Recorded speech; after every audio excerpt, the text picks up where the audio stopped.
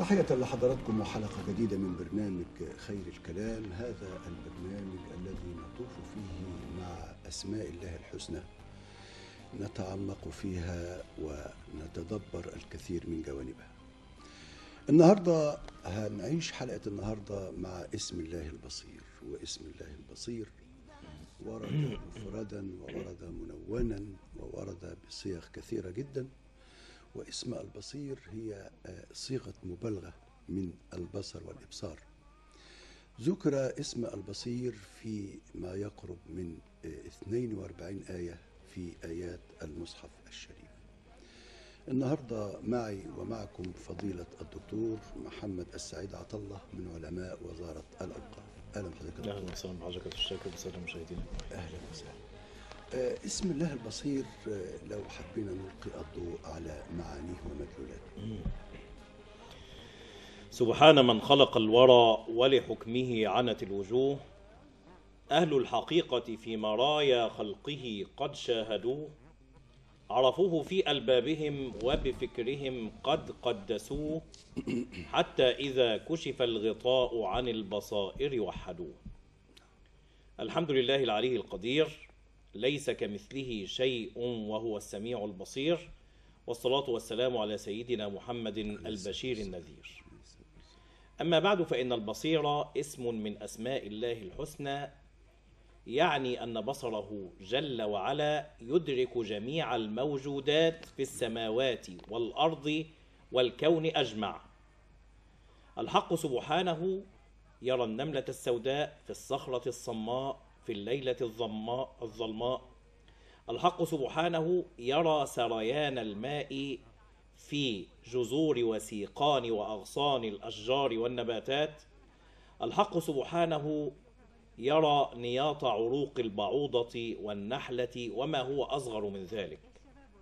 الحق تبارك وتعالى يبصر جميع الموجودات الظاهرة منها والخفية، سواء كانت في عالم الغيب أو في عالم الشهادة.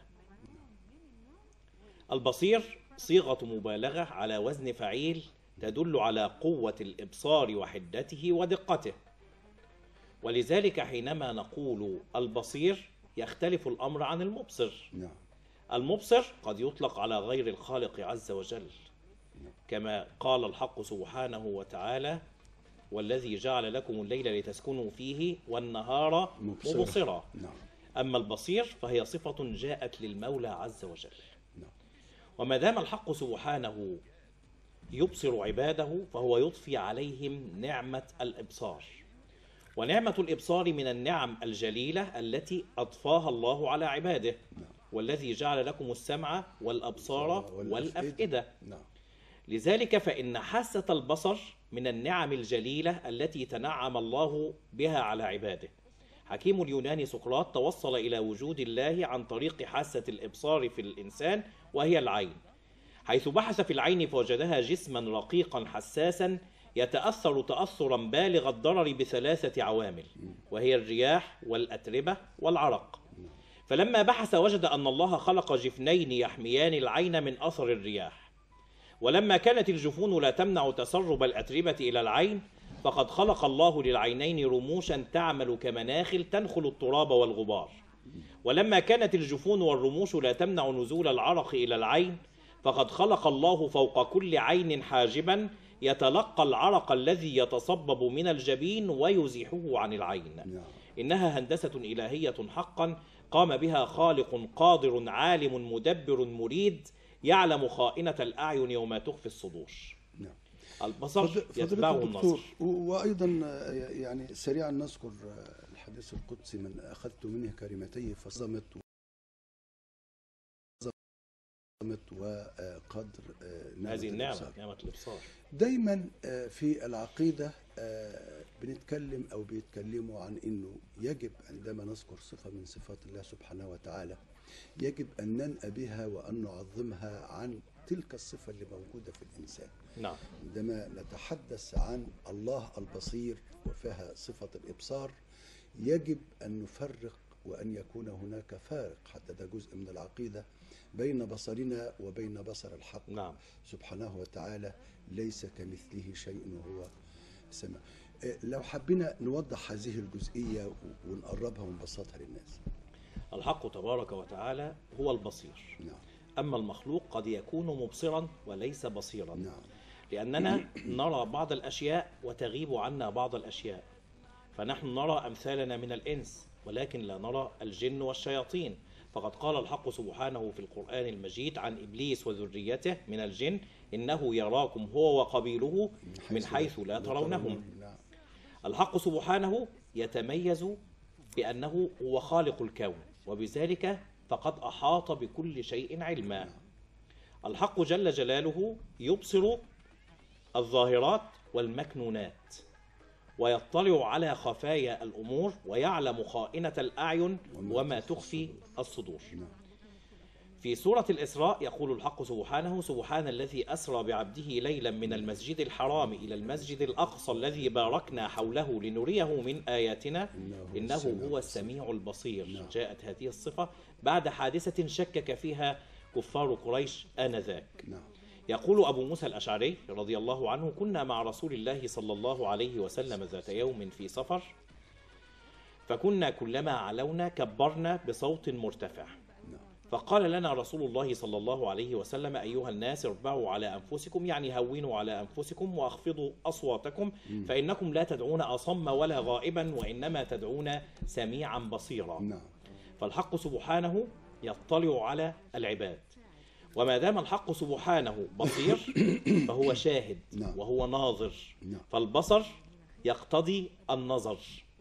فالحق سبحانه ينظر إلى عباده المؤمنين بعين الرحمة والرأفة والمغفرة، ومن أعلى درجات الثواب النظر إلى وجه الله عز وجل: للذين أحسنوا الحسنى وزيادة، والزيادة هي النظر إلى وجهه الكريم.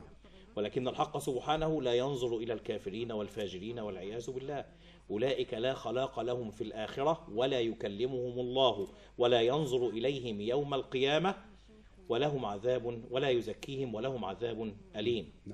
كلا إنهم عن ربهم يومئذ لمحجوبون.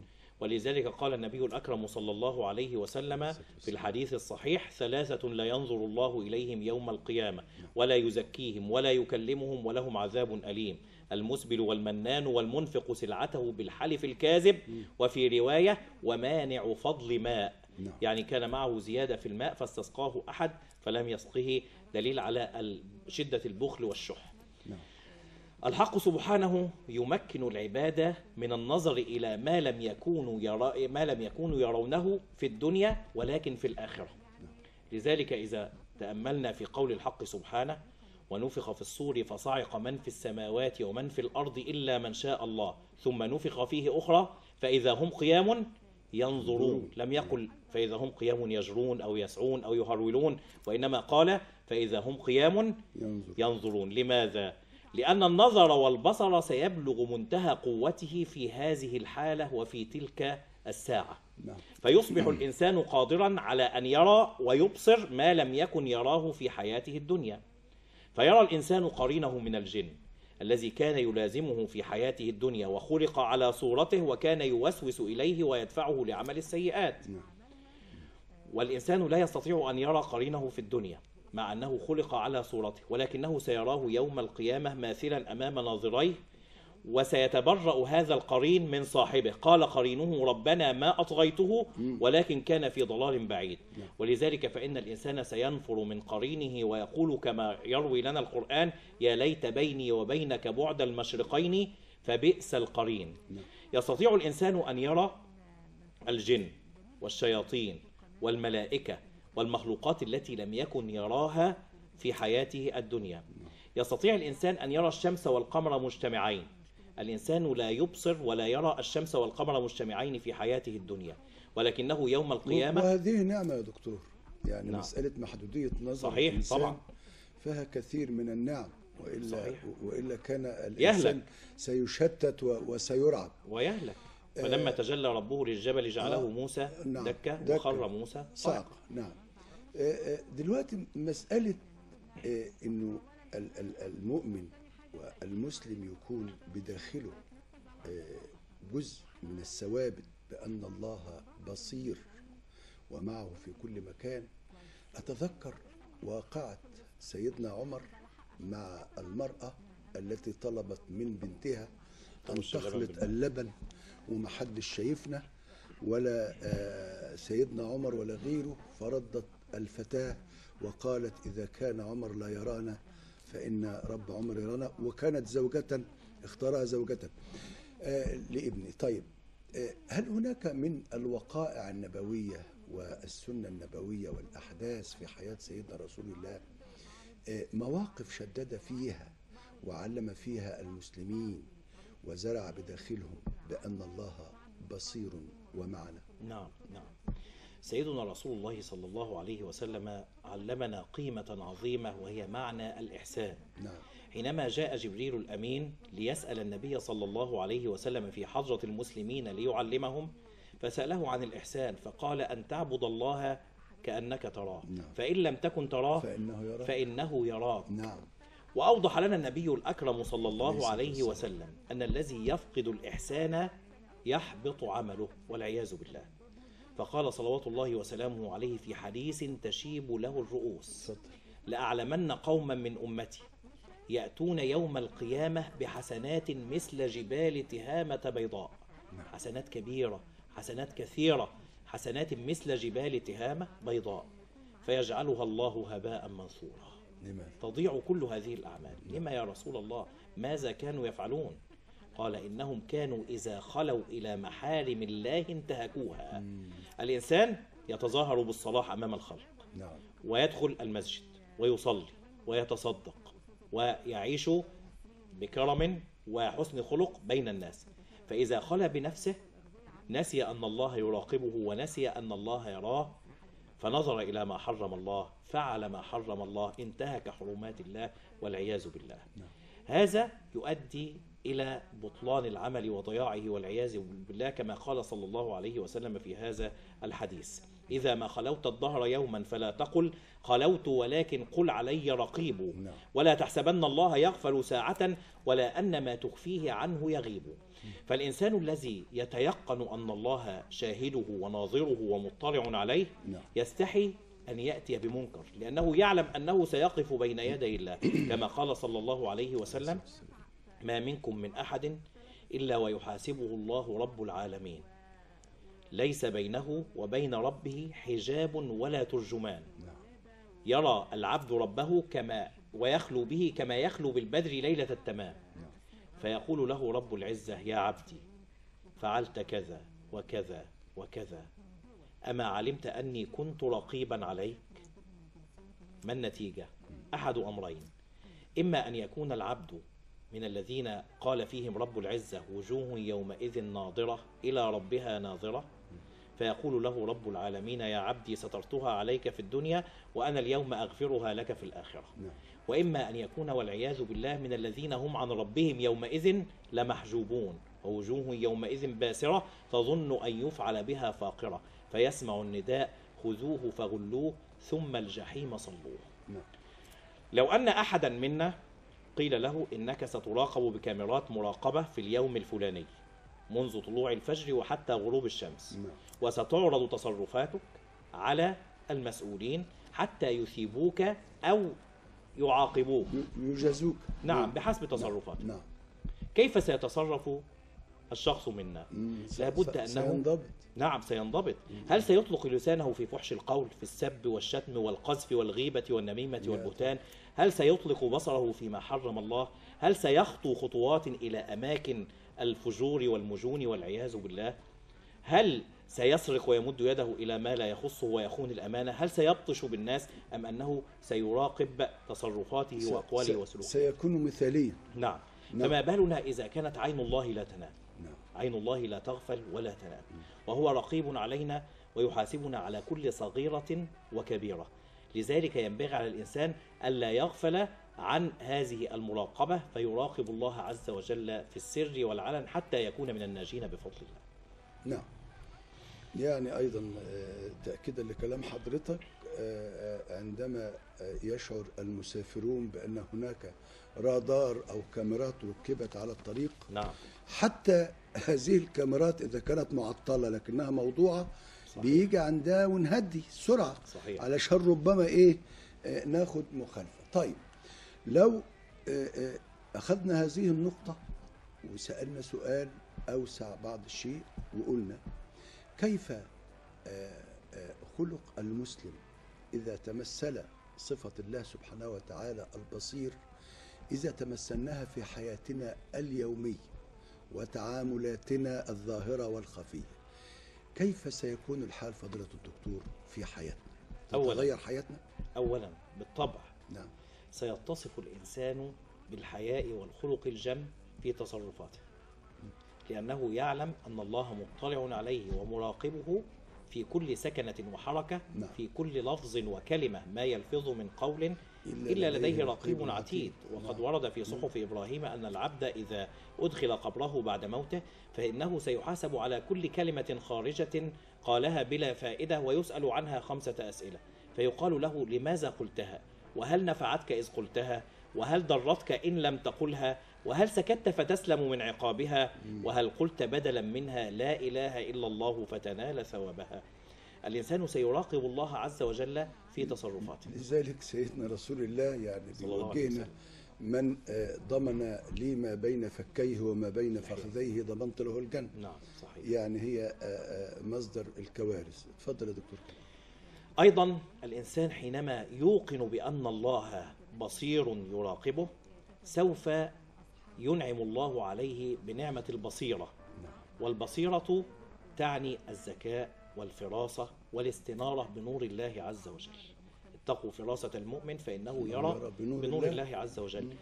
الإمام علي بن أبي طالب كرم الله وجهه يقص موقفا حدث بعد وفاة النبي صلى الله عليه وسلم وأبي بكر الصديق، يقول: كنا في خلافة عمر بن الخطاب رضي الله عنه، فبينما أنا نائم رأيت في منامي كأنني أصلي الفجر خلف رسول الله صلى الله عليه وسلم وكان قد توفاه الله.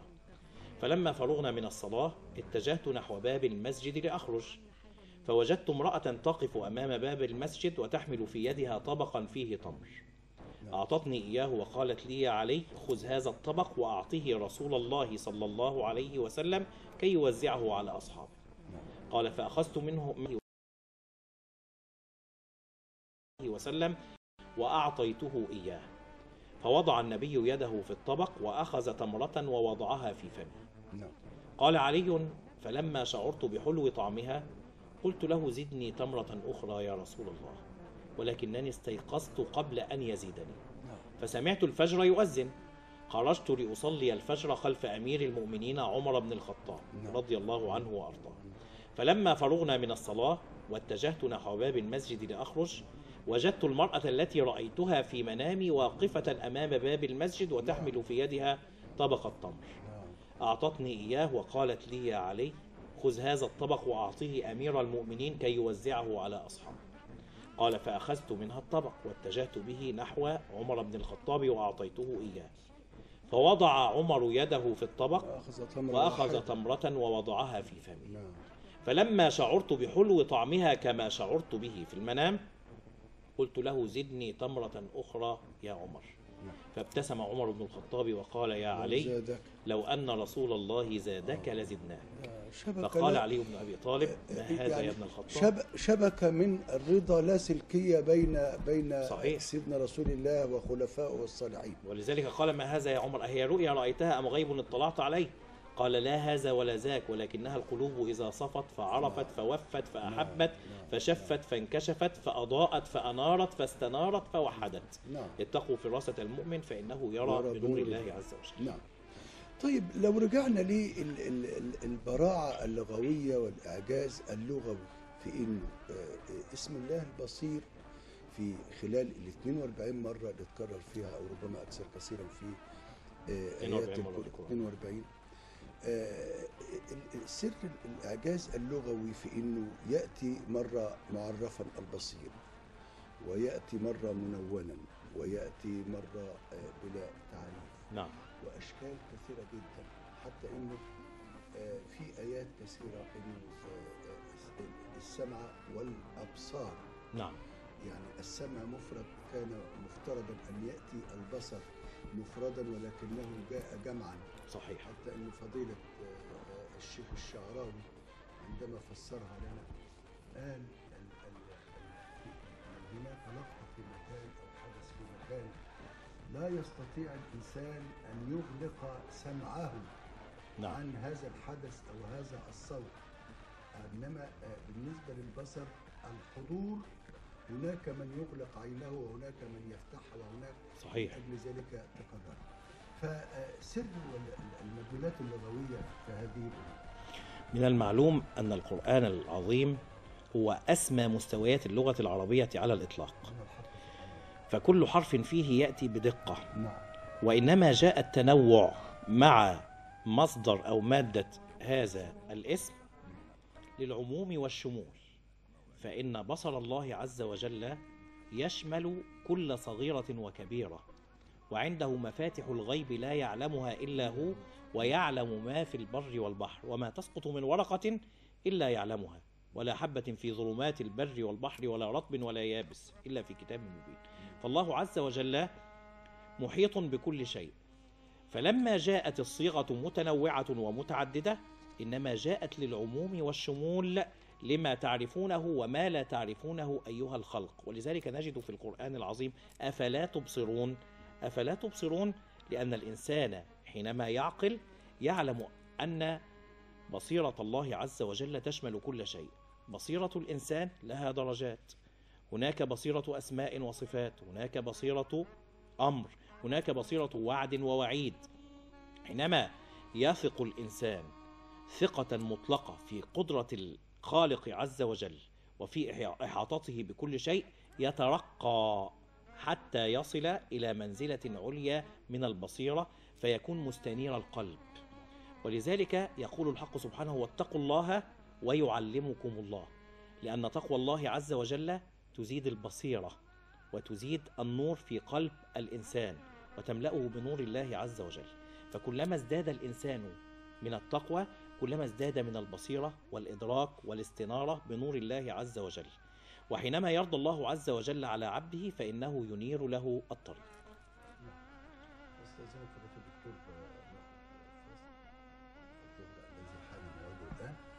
حسب التوقيت المحلي لمدينة طنطا ثم نكمل بعد الأذان بإذن الله.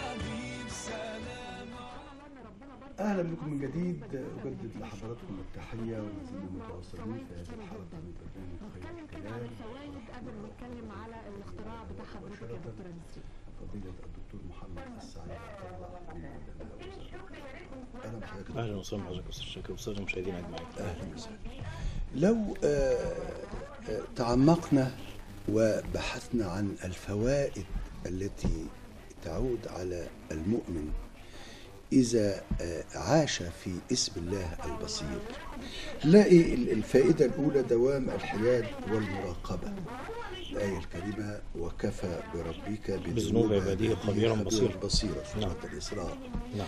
هذه الفائدة كيف نستفيد منها؟ حينما يتيقن العبد أنه مراقب من قبل الله عز وجل يعيش في حياء ووقار وتجنب للفواحش والمنكرات، لأنه يعلم هذا مع نفسه وتنعكس على الآخرين. نعم صحيح، تنعكس على المجتمع. نعم. صحيح. نعم. ومن هنا سيتيقن أن الله ما دام الله عز وجل مطلعا عليه فإن الله سيحاسبه مهما فعل، ومهما حاول أن يهرب ومهما حاول أن يحيد فإنه لن يستطيع أن يحيد عن الحساب. حتى لو ضاعت جثته في بطون الحيتان أو السباع أو ما شابه ذلك فإن الله عز وجل مطلع عليه يراه ويبصره وسوف يجمعه للحساب. فقد روى لنا رسول الله صلى الله عليه وسلم أن رجلا من السابقين آتاه الله مالا وولدا، فلما شعر بدنو أجله جمع بنيه وقال لهم يا بني أي أب كنت لكم؟ قالوا كنت خير أب. قال فإذا أنا مت فأحرقوني ثم اسحقوني حتى إذا كان يوم ريح عاصف فاذروني الرياح، فإنني أشعر أنني ما عملت خيرا قط، ولو لقيت ربي فسيعذبني عذابا لا يعذبه أحدا من العالمين. فلما مات فعلوا به ذلك فجمعه الله فإذا هو قائم على هيئته قال له رب العزة يا عبدي ما حملك على ما فعلت؟ قال خشيتك يا رب. قال فإني قد غفرت الله لك. حينما يتيقن العبد أن الله عز وجل ناظره، فإنه سيطمع في النظر إلى وجه الله عز وجل، وسيطمع ويرجو أن ينظر الله عز وجل إليه بعين الرحمة، فقد وعد الحق سبحانه أن ينظر لعباده بعين الرحمة يوم الفزع الأكبر. هذان رجلان يلتقيان يوم الفزع الأكبر، فيقول أحدهما للآخر كيف حالك مع الله؟ فيقول ميزان أعمالي متوقف على حسنة واحدة كي أدخل الجنة، وكيف حالك أنت مع الله؟ فيقول له لم أجد في ميزان أعمالي إلا حسنة واحدة، خذها وادخل بها الجنة فأنا داخل النار لا محالة، فبدلا من أن ندخل النار معا ادخل أنت الجنة بحسنتي. فيقول رب العزة أتجود وأنا الجواد، خذ بيد أخيك إلى الجنة فقد غفرت لكما. دي حالة من الإيثار.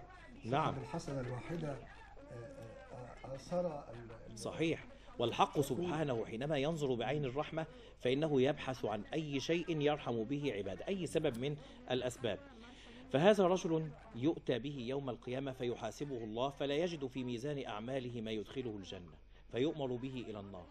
وبينما هو يساق إلى النار إذ يرى في طريق الجنة رجلا يعرفه كان قد سقاه في الدنيا ذات مرة، فيقول له يا فلان أما تعرفني؟ أنا الذي سقيتك في الدنيا شربة ماء.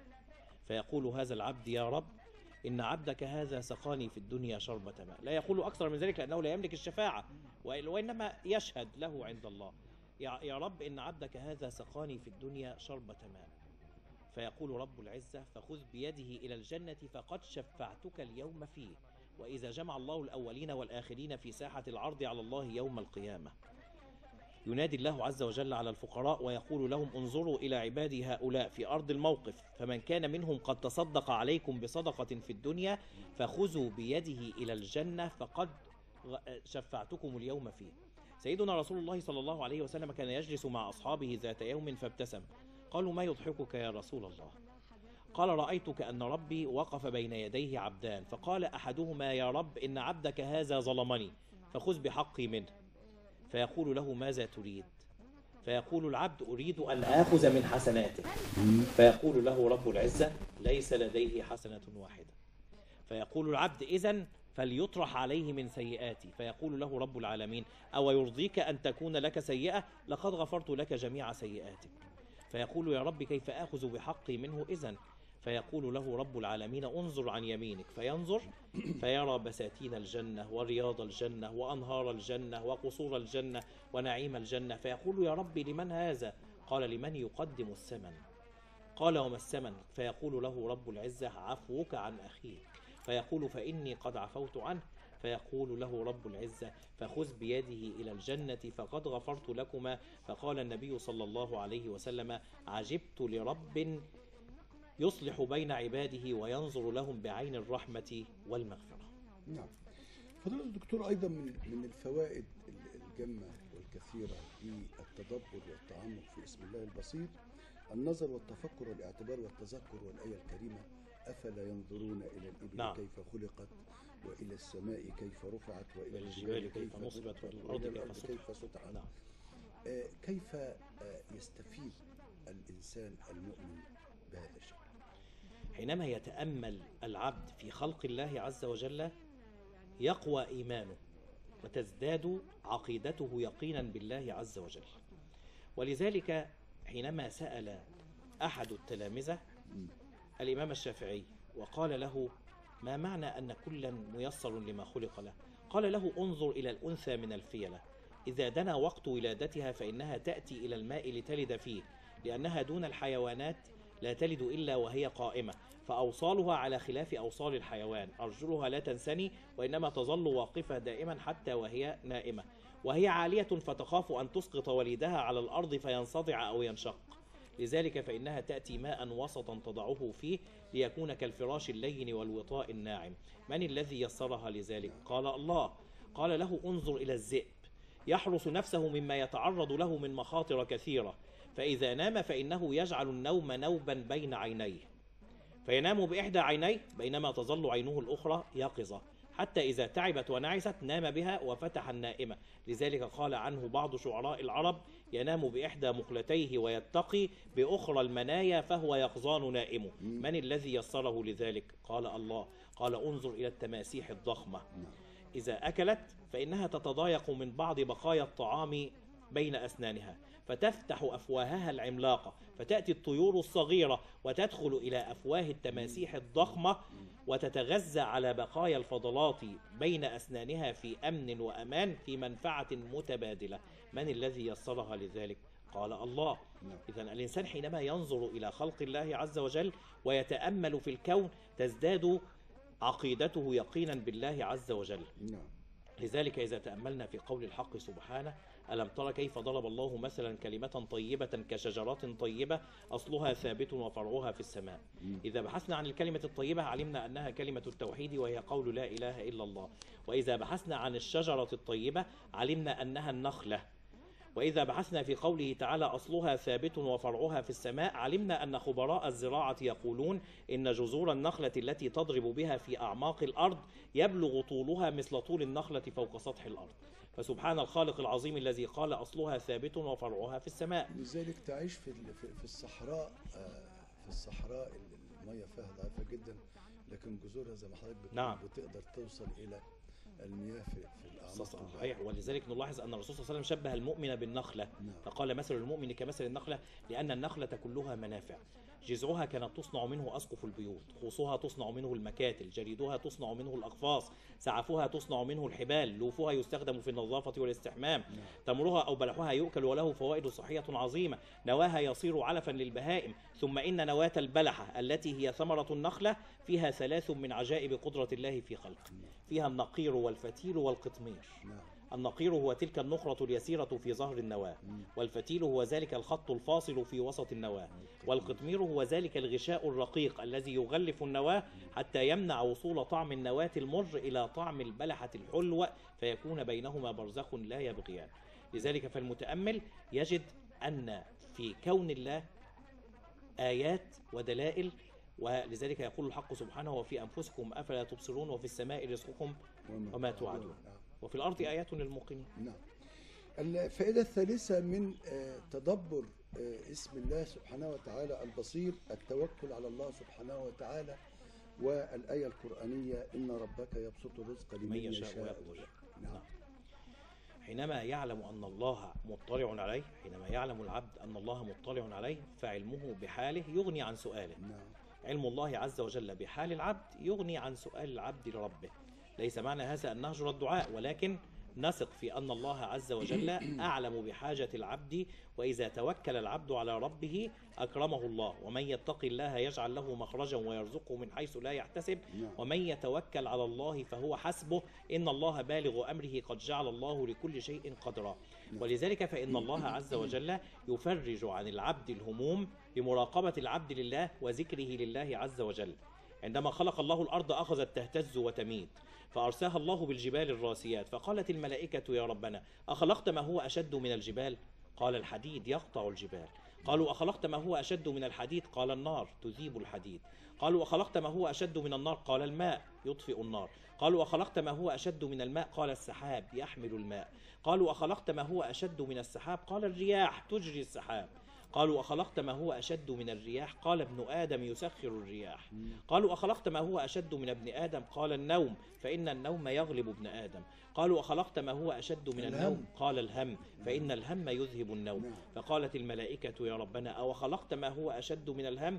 قال: ذكري وقول لا إله إلا الله، فإن ذلك يذهب الهموم ويفرج الكرب. نعم. مراتب البصيرة فضيلة الدكتور، هناك 3 مراتب للبصيرة. نعم.